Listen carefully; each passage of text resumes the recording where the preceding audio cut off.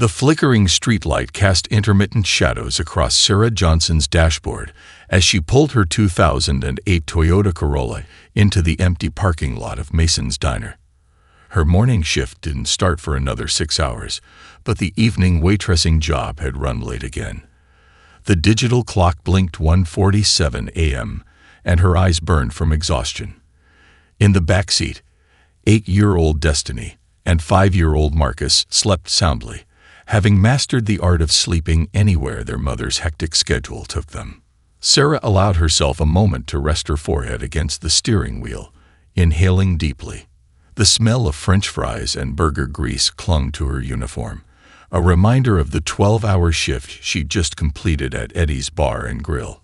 Her feet ached in their non-slick shoes, and her lower back screamed from hours of carrying heavy trays. But the tips had been good tonight.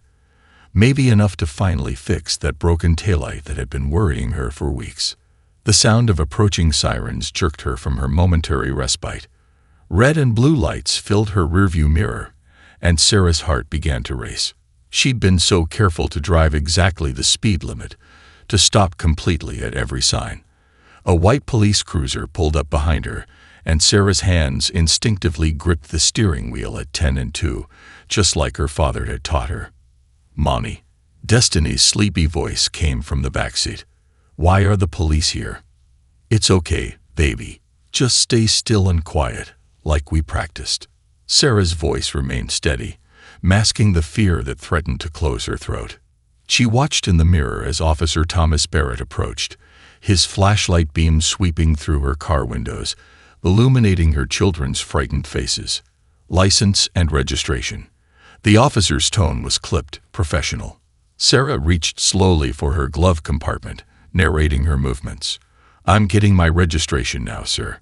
She'd learned this dance years ago, the careful choreography of existing while black in a world that found her presence suspicious. The beam of the flashlight lingered on her name tag, still pinned to her work uniform. "You're coming from work?"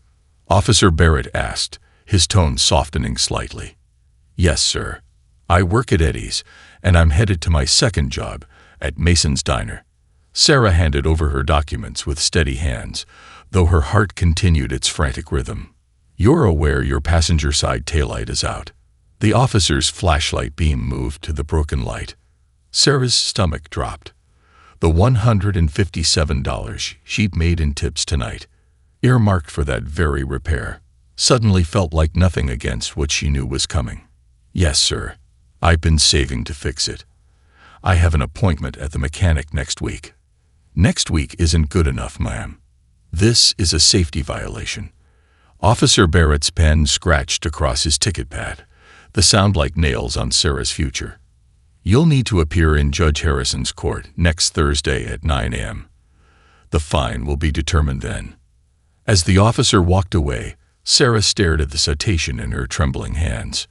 Judge William Harrison. She'd heard the whispers about him at the diner, seen the hollow looks of those who'd faced his particular brand of justice. Thursday at 9 a.m., right in the middle of her shift at Mason's. Missing work meant risking her job, but missing court meant risking everything. "Mommy." Marcus had woken up now, his small voice thick with sleep and worry. "Are we in trouble?" Sarah caught his eye in the rearview mirror, forcing a smile she didn't feel. "No, baby. Everything's going to be fine." But as she pulled away from the curb, the citation heavy in her pocket, she wondered how many more lies she'd have to tell their children before this was over. The Jefferson County Courthouse stood like a temple of marble and prejudice, its imposing columns casting long shadows across the morning frost. Sarah had taken 2 buses to get here after dropping her children at school, her work uniform carefully hidden under a borrowed blazer from her neighbor. The checkout line at the courthouse security moved with glacial efficiency, each step forward bringing her closer to courtroom 4B, Judge William Harrison's domain. Cell phones off. No talking. No gum chewing. The bailiff's voice carried the bored authority of someone who'd repeated these words 1,000 times. Sarah slipped into a back row bench, clutching her purse, empty except for exactly $82.47, every dollar she could scrape together from her emergency fund. The proceedings began with mechanical precision. Judge Harrison entered, his silver hair and stern features fitting the courtroom's austere atmosphere perfectly. "All rise," came the command, and Sarah noticed how some people seemed to stand taller than others, how confidence here seemed directly proportional to skin color and clothing quality. First case, Peterson, Jennifer. Expired registration and broken headlight. A young white woman in a neat business suit approached the podium. Her story tumbled out about being a recent college graduate, starting a new job. Just an oversight, really. Judge Harrison's stern expression softened almost imperceptibly. "Given your clean record and immediate steps to rectify the situation, I'm reducing the fine to $75, payable in 3 monthly installments." Next case. Sarah's heart sank. She'd watched Jennifer Peterson's brake lights flicker and die in the parking lot outside. The same violation she was here for. The mathematical inequality of justice was already revealing itself. Johnson, Sarah. Safety violation. Failure to maintain vehicle equipment. Her legs felt like lead as she approached the podium. The borrowed blazer suddenly seemed to shrink, marking her as an imposter in this temple of law. Judge Harrison peered down at her over half-moon reading glasses, his expression hardening into something familiar yet devastating. "Your Honor." Sarah began, but Harrison cut her off. "I see here you have 2 prior citations for equipment violations, Ms. Johnson, 2019 and 2021. "Yes, sir, but both resolved through community service, which suggests a pattern of financial irresponsibility. Do you have a job, Ms. Johnson?" "2 jobs, Your Honor. I work at." "Then you should understand the importance of maintaining your vehicle. This court has been more than lenient with you in the past." He shuffled papers, though Sarah suspected he'd memorized her file before she'd even walked in. "The fine is $300, due in full within 30 days. Additionally, you'll need to provide proof of repair within 72 hours. The amount hit her like a physical blow.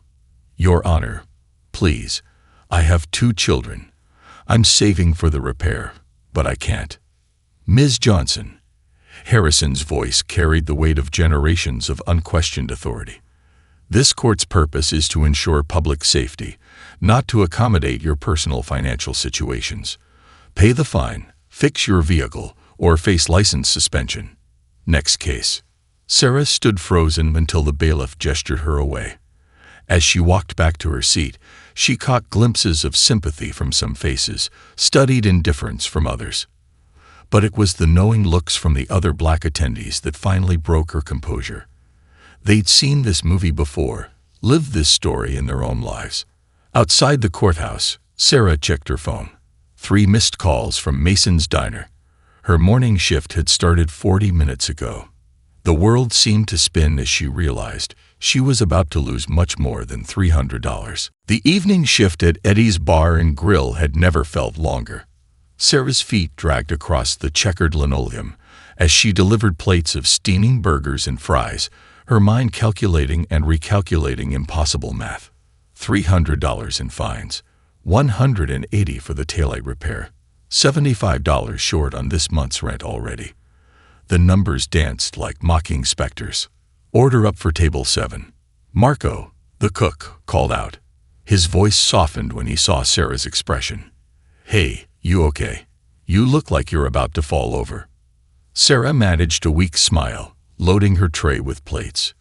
"I'm fine. Just tired." She couldn't tell him she'd lost her morning job at Mason's. Couldn't admit that after leaving the courthouse, she'd sat in her car for an hour, calling every payday loan place in the yellow pages, each rejection cutting deeper than the last. Table 7 was a group of lawyers. She could tell by their suits and the way they casually dropped $100 bills for meals that cost half that. They were discussing a case, their voices carrying across the nearly empty restaurant. "Harrison's a hardliner, but he's fair," one of them said, straightening his silk tie. "You just have to know how to approach him." Sarah's hands trembled as she set down their plates. A splash of coffee missed its cup, staining the white tablecloth. "I'm so sorry," she stammered, reaching for napkins. "Don't worry about it," the lawyer said, but his tip would reflect otherwise. Another $1 she couldn't afford to lose. After her shift, Sarah sat in her car, staring at the envelope of tonight's tips. $104. Not even half of what she needed for the fine, let alone the repair. Her phone buzzed. A text from Mrs. Patterson, their elderly neighbor who watched the kids during Sarah's evening shifts. Children fed and asleep. Take your time. Sarah's vision blurred with tears. Mrs. Patterson hadn't asked for payment in weeks, just waved away Sarah's attempts to pay with homemade cookies and promises of next time. The kindness hurt almost as much as the cruelty. The drive home took her past AutoZone. The repair parts she needed sat in the window display, taunting her. She thought about the white woman in court, Jennifer Peterson, probably already home with her reduced fine and manageable payment plan. The injustice burned in her throat like acid. Inside their small apartment, Sarah found Destiny asleep on the couch, a math worksheet half completed on her lap. Marcus had fallen asleep on the floor, surrounded by toy cars. On the kitchen counter, they'd left her a drawing, stick figures of their family, with "We love you, Mommy" written in careful first-grade handwriting. Sarah sank into the worn armchair, their only piece of living room furniture. The choice before her was impossible. Pay the fine and watch her children go hungry, or buy food and risk losing her license, and with it, any chance of keeping her remaining job. Her phone lit up with a calendar reminder. Court proof of repair due, 48 hours. In that moment, something shifted inside Sarah. She thought of Judge Harrison's dismissive glare, of Jennifer Peterson's easy payment plan, of the lawyers casually discussing fairness over $100 lunches. The system wasn't broken. It was working exactly as designed. And for the first time in her life, Sarah decided she wouldn't play by its rules anymore. She picked up her phone and started searching. There had to be others like her. There had to be someone fighting back. She just had to find them. The lunch rush at Eddie's had just ended when Evelyn Washington walked in. Sarah might not have noticed her at all. Just another elderly woman with silver-streaked dreadlocks and weathered hands, except for the book she carried. The New Jim Crow. Mass Incarceration in the Age of Colorblindness. "Coffee, please. Black as night and strong as justice," Evelyn said, her voice carrying the weight of decades of resistance. She looked up at Sarah, really looked at her, in a way that few customers ever did. "Child, when's the last time you slept?" Sarah touched the dark circles under her eyes self-consciously. "I'm fine, ma'am. Just busy. Busy fighting Judge Harrison's fines, I guess." Evelyn's words stopped Sarah mid-pour, coffee splashing dangerously close to the cup's rim. "I see that look in your eyes. I've seen it 100 times before." Sarah glanced around nervously, but the diner was nearly empty. "How did you?" "Sit down, baby." Evelyn patted the booth beside her. "Your feet must be killing you. And I've got something you need to hear." "I can't. My manager, Marco." Evelyn called out to the cook. "This child needs a 15-minute break. I'll tip double to make up for it." Marco grinned and waved Sarah off. "Take 20. Tuesday afternoons are dead anyway." With trembling legs, Sarah slid into the booth. Evelyn pushed a business card across the table. Community Justice Coalition, printed in simple black letters, with an address in the basement of First Baptist Church. "Every Thursday night, 7 p.m., Evelyn said, her voice low but intense. "We've been documenting cases like yours for years. Harrison's not the first judge to use fines as weapons, and he won't be the last. But we're building something. A case. A movement." "I can't afford a lawyer," Sarah started, but Evelyn cut her off with a gentle hand on her arm. "Baby, this isn't about what you can afford. This is about what you can't afford to lose. Your dignity. Your children's future. The very idea of justice itself." Sarah's vision blurred as she thought of Destiny and Marcus. "I already lost one job because of the court date. If I lose my license, Then we'll find you rides. We've got a network. Church members, retired folks, college students with cars and conviction. Just like the original Underground Railroad, we move people where they need to go. The comparison hit Sarah hard. Here she was, generations after her ancestors had fought for freedom, still navigating a system designed to keep her down. But this time, there was a map, a path, a community. Thursday at 7, Evelyn continued, pulling out a $20 bill for her untouched coffee. Bring your court documents, your stories, and most importantly, bring your anger. We'll show you how to turn it into action. As Evelyn stood to leave, she pressed something else into Sarah's hand. A bus pass. For when they try to take your license, they can't stop you if you won't be stopped. That night, after tucking her children into bed, Sarah spread her court documents across their small kitchen table. The fine notice, the repair requirement. Judge Harrison's dismissive words echoed in her head, but now they were met with Evelyn's voice of resistance. She looked at her phone. 72 hours until her repair deadline. 48 hours until Thursday night. One chance to choose between accepting injustice and fighting back. Sarah picked up her phone and set an alarm for Thursday, 6:30 p.m. Some choices, she realized, weren't really choices at all. The basement of First Baptist Church hummed with quiet intensity.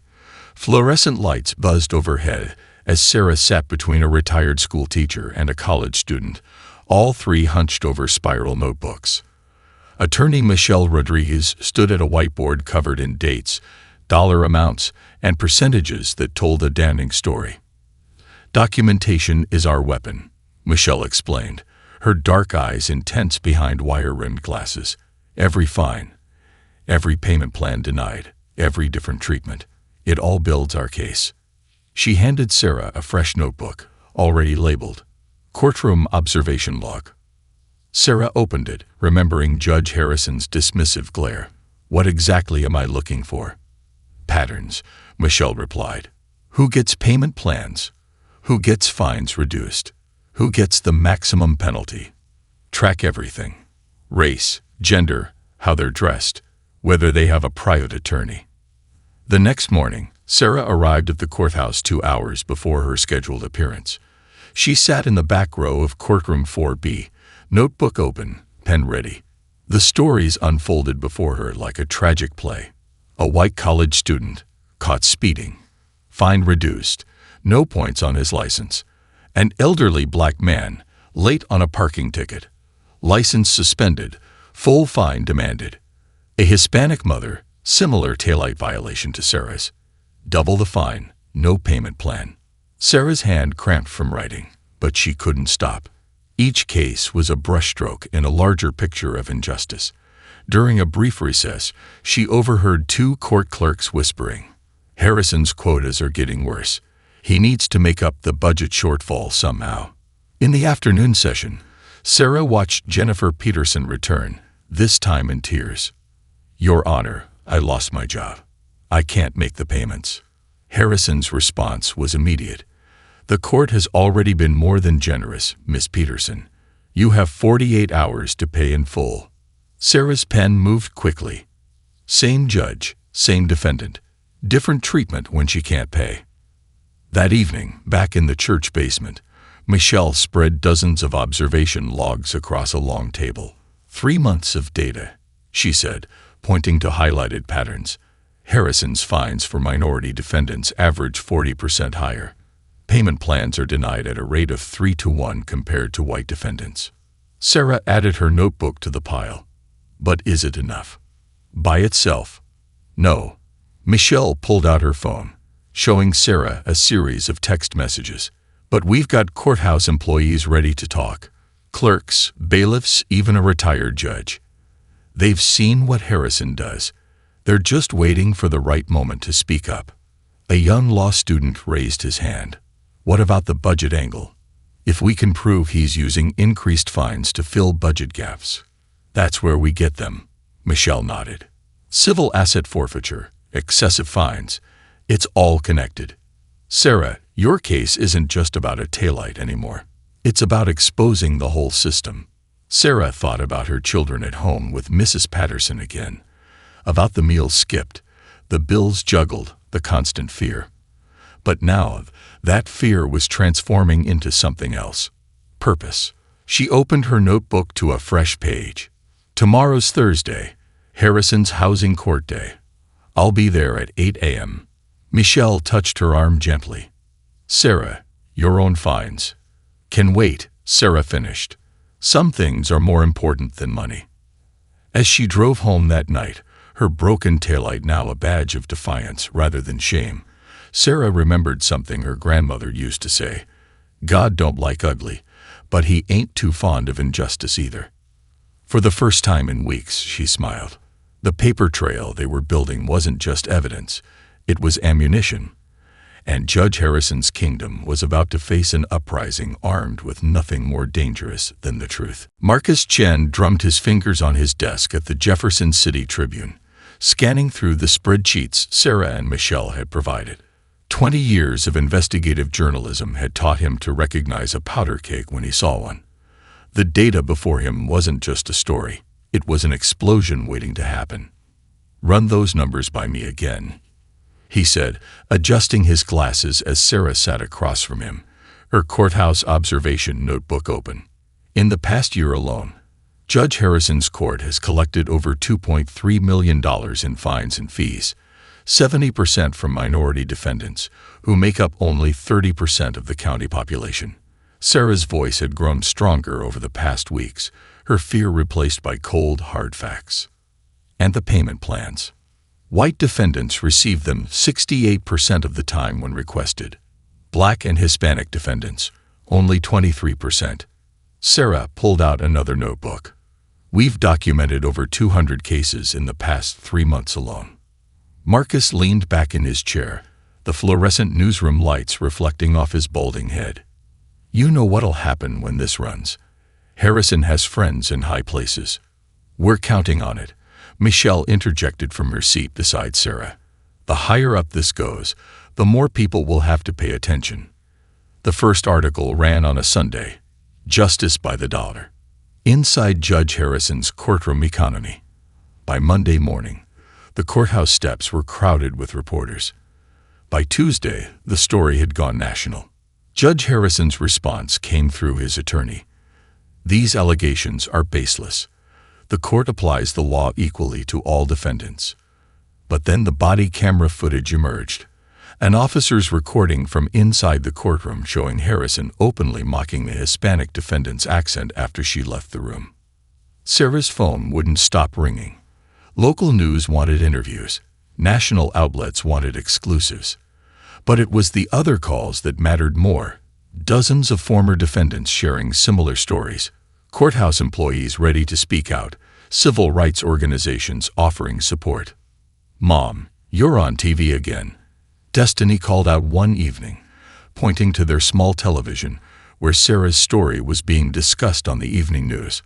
Marcus looked up from his homework, beaming. My teacher said you're like Rosa Parks. Mom. Sarah hugged her children close, remembering the frightened woman she'd been just months ago, crying over a traffic ticket. Now her story was becoming a movement. The church basement meetings had grown so large they'd moved to the main sanctuary. Every session brought new faces, new stories, new evidence. But with visibility came risk. One morning, Sarah found her car's tires slashed.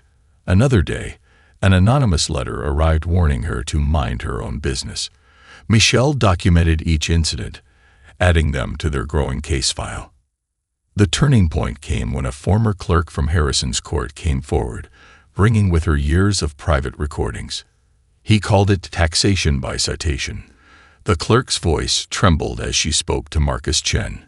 He knew exactly what he was doing, targeting specific neighborhoods, specific people. He laughed about it. As Sarah read the draft of Marcus's follow-up article, her hands shook, not from fear this time, but from anticipation. The headline read, Exposed. Judge's private comments reveal deliberate targeting of minority communities. Once this runs, Marcus said, his finger hovering over the send button, there's no going back. You ready for what comes next? Sarah thought of her children watching her fight back, of Evelyn's proud smile, of Michelle's tireless dedication, of all the faces in that church basement looking to her for hope. Hit send, she said. It's time everyone saw the truth. The truth, as it turned out, was just the beginning. The courthouse steps had become a sea of purple, hundreds of people wearing purple ribbons, the color chosen to represent justice reform. Sarah stood at the microphone, her voice carrying across the crowd as news cameras rolled.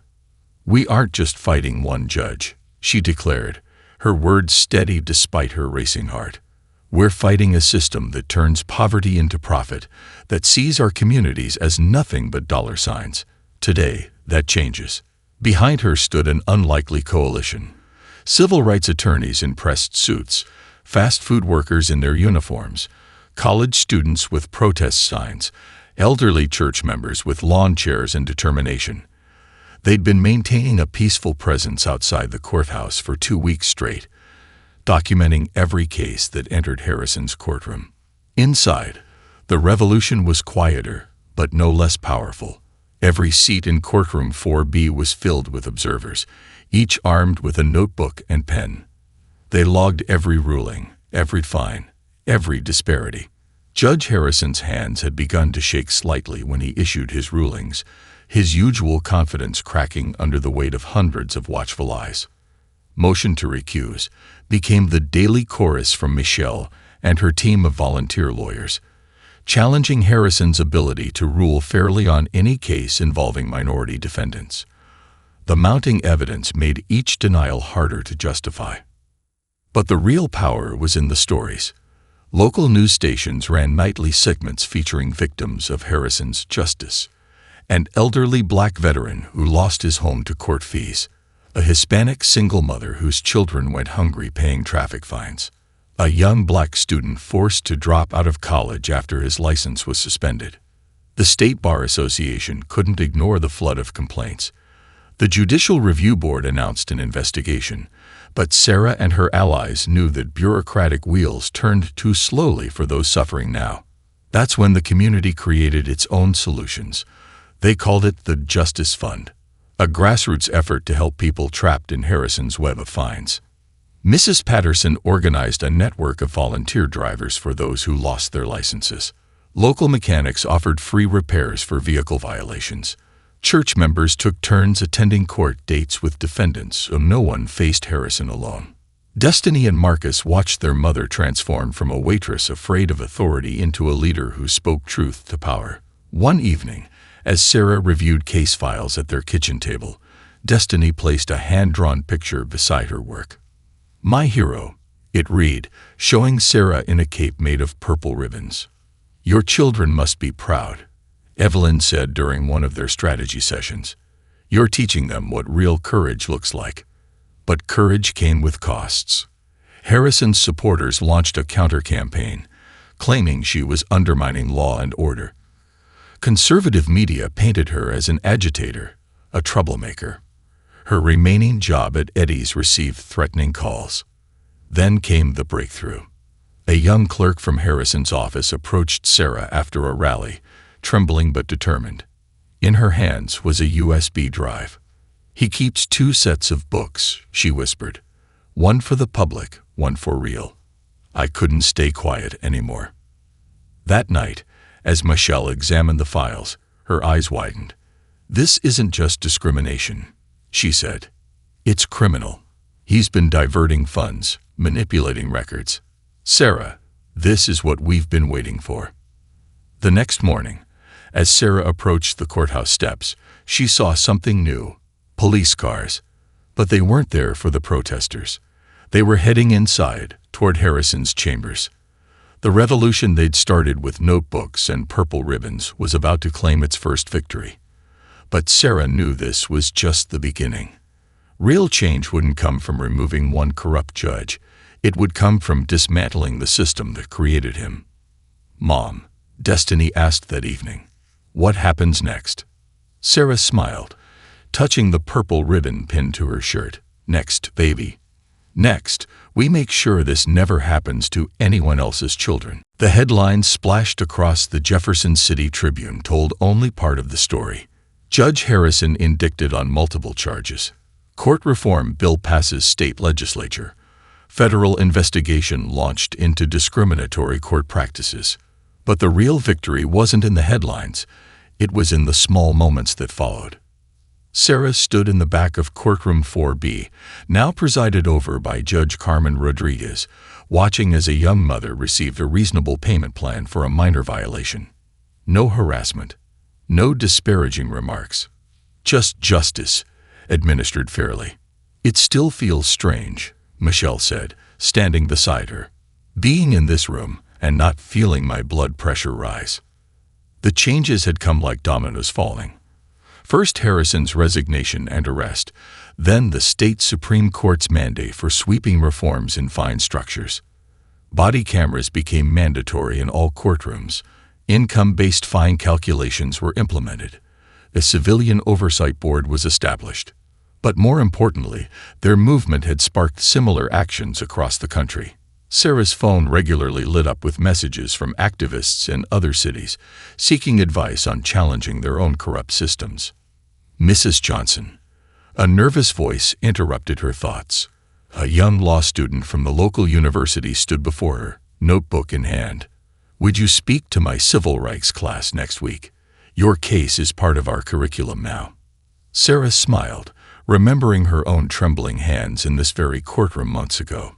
"Of course, but make sure you tell them. It was never just my case." That evening, at a small celebration in the church basement where it all began, Evelyn Washington raised a glass of sparkling cider. "To Sarah Johnson," she announced, who reminded us that justice isn't just a word in a book. It's something we have to fight for every day. Sarah looked around the room at the faces that had become family. Michelle, whose legal brilliance had transformed their anger into action. Marcus Chen, whose reporting had shone light into dark corners. The courthouse whistleblowers who had risked their jobs for truth. The countless community members who had stood watch, taken notes, driven people to court, and refused to look away. But her gaze lingered longest on her children. Destiny, now dreaming of law school, had started a social justice club at her middle school. Marcus had overcome his fear of public speaking to tell their story at his school's assembly. "Mom," Destiny said, tugging at her sleeve, "can I show them my project?" Sarah nodded, and Destiny pulled out a large poster board. On it was a timeline of their movement, meticulously documented from that first traffic stop to the present day. But what caught everyone's attention was the title, "The New Underground Railroad: How My Mom Changed the System." Tears welled in Sarah's eyes as she hugged her daughter.